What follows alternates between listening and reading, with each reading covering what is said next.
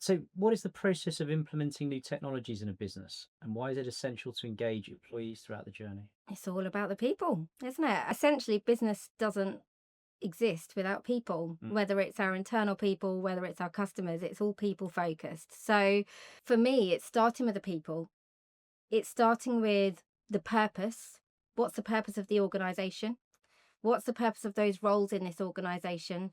And how can we drive more value? It's looking at the processes, because there's no point introducing automation or AI to a process that's badly designed. We come across a number of organizations where, when we look at the process, it's complicated because something goes wrong in a process, and rather than fixing the root cause, we add another process step Yeah. and another process step, and we throw in more people and we throw in more data and workarounds. And I think there's a risk at the moment that organizations are saying, let's automate this process without actually questioning, is this process fit for purpose? Yeah. So let's redesign the process, streamline the process first, and then introduce automation and AI. Historically, some of these people are the process. Yeah.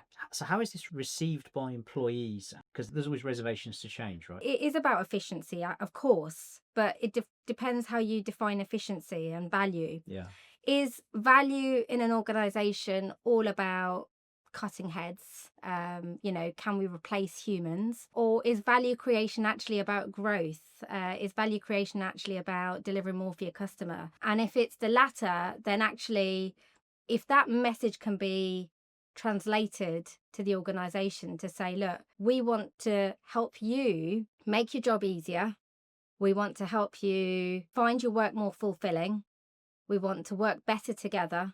We want to give you more time with your customer, focusing on the things that really matter. I think there's a good opportunity to mitigate that resistance to change. But Yeah.